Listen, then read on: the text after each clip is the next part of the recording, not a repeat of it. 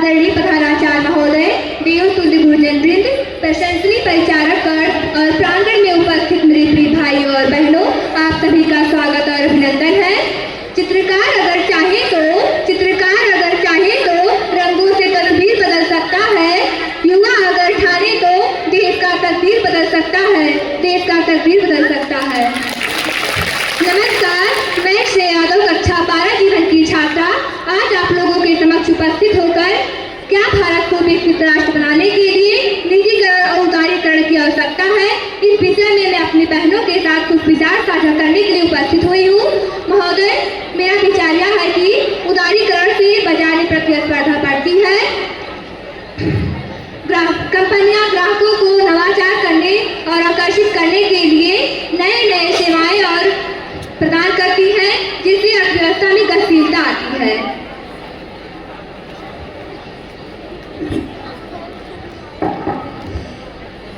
परम आदरणीय प्रधानाचार्य जी एवं प्रबंधक महोदय, यहाँ पे उपस्थित सभी शिक्षागण एवं मेरे प्यारे भाइयों बहनों, मैं भाग्यश्री कक्षा 12 की छात्रा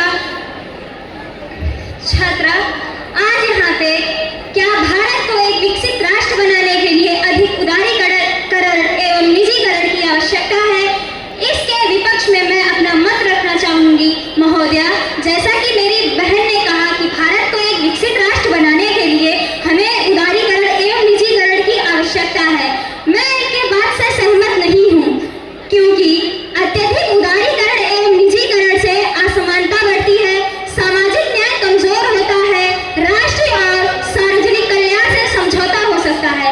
तो मेरा मानना है कि भारत को एक विकसित राष्ट्र बनाने के लिए अत्यधिक उदारीकरण एवं निजीकरण की कोई आवश्यकता नहीं है।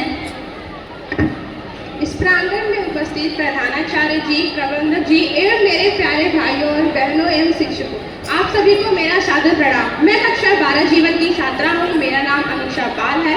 जैसा कि मेरे साथी ने बताया कि हमें भारत को एक विकसित राष्ट्र बनाने के लिए अत्यधिक उदारीकरण एवं निजीकरण की आवश्यकता है, परंतु पिछले एक दशक में भारत की जीडीपी में उल्लेखनीय बदलाव आया है।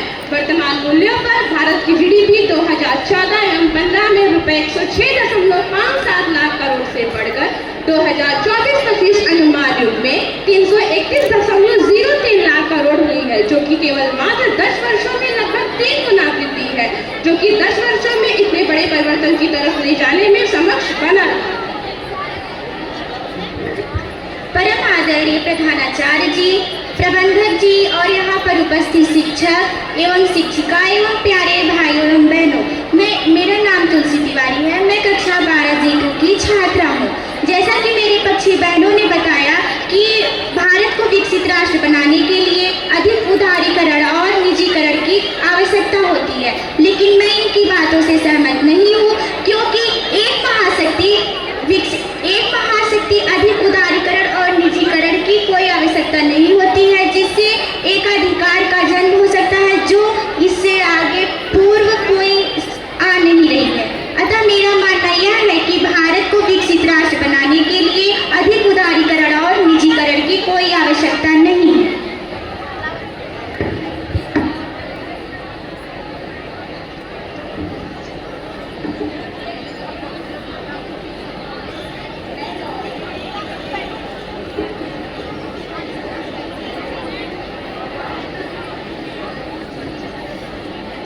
मैं गौरी कक्षा 12 की छात्रा हूँ।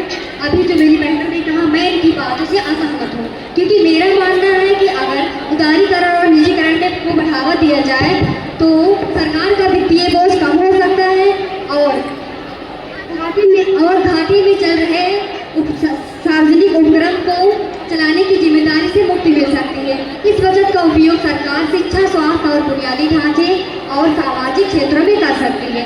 इसलिए भारत को विकसित राष्ट्र बनाने के लिए अधिक उदारीकरण और निजीकरण की आवश्यकता है।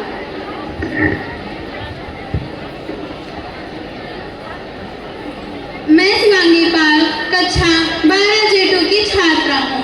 महोदय, जैसा कि हमारी बहनों ने बताया है, तो हम इनकी बातों से सहमत नहीं, क्योंकि जहाँ पर शिक्षा, स्वास्थ्य और सार्वजनिक परिवहन जैसे महत्वपूर्ण क्षेत्रों के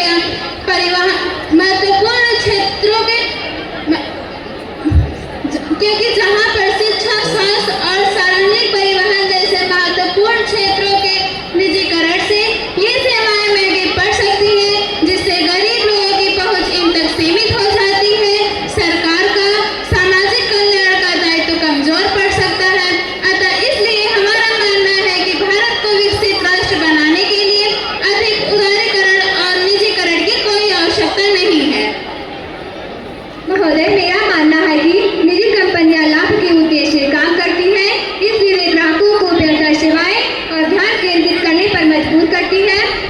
अतः मेरा मानना है कि भारत को विकसित राष्ट्र बनाने के लिए उदारीकरण और निजीकरण की बेहतर आवश्यकता है। महोदया, जैसा कि मेरी साथी ने बताया, मैं इनके बात से एकदम असहमत हूँ, क्योंकि निजी कंपनियां केवल लाभ के क्षेत्र में ही निवेश करती हैं, जिससे गरीब क्षेत्र और ग्रामीण क्षेत्रों की अनदेखी होती है, जिसके परिणाम स्वरूप गरीबों और अमीरों में एक खाई बनती है। तो मेरा मानना है कि भारत को एक विकसित राष्ट्र बनाने के लिए निजीकरण एवं उदारीकरण की कोई आवश्यकता नहीं है। जैसा कि मेरे साथी ने बताया कि हमें भारत को एक निजीकरण और उदारीकरण बनाने के लिए उसकी आवश्यकता नहीं है, परंतु हम यह भी जानते हैं कि निजीकरण से सरकारी खजाने पर बोझ कम होता है, जिससे पूंजी का उपयोग उत्पादक कार्यों में किया जाता है, जिससे विदेशी निवेश आकर्षित होते हैं, रोजगार बढ़ते हैं और नई नई तकनीकियां आती रहती हैं। जैसा कि मेरी पक्षी बहनों ने बताया, तो मैं इनकी बातों से सहमत नहीं हूँ। निजीकरण के बाद बड़ी कंपनियां बाजार पर हावी हो सकती हैं, जिससे एकाधिकार का जन्म हो सकता है, जो पूर्व अपेक्षा अभी तक आ नहीं रही है। अतः मेरा मानना यह है कि भारत को विकसित राष्ट्र बनाने के लिए अधिक उदारीकरण और निजीकरण की कोई आवश्यकता नहीं है। भारत माता की जय। बहुत ही शानदार, जोरदार तालियों के लिए हम सभी के बीच में श्री रामचंद्र सिंह जी का आगमन हुआ है। मैं अपने वरिष्ठ गुरुजी आदरणीय डीपी सर से निवेदन करूंगा कि आप अतिथिगण का माल्यार्पण कर स्वागत करें। आदरणीय डीपी सर।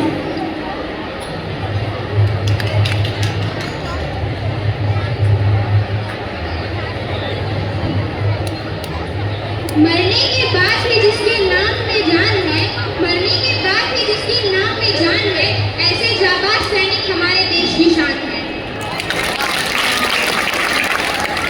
अगला कार्यक्रम नाटक के लिए मैं अपने भाई साहिल पहल सत्यम पहल रौनक दुबे पहल हर्ष 8A1 नितेश पहल शशांक पहल सचिन यादव पहल रौनक पहल सौरभ पहल आदर्श तिवारी पहल प्रेश यादव पहल प्रेस पहल और मेरे भाई अंश 10B2 को बुलाना चाहूंगी कि वे आए और अपने नाटक की प्रस्तुति दें।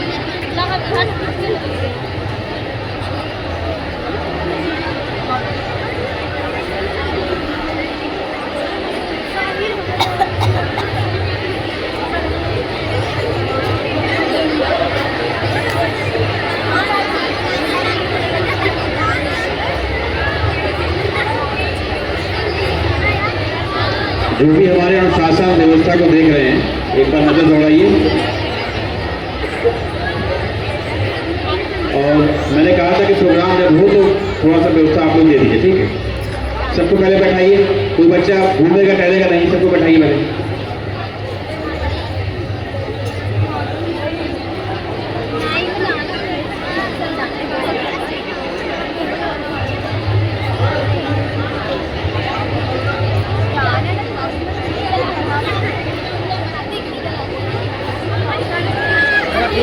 छीन लेंगे, देंगे नहीं, बस पक्को।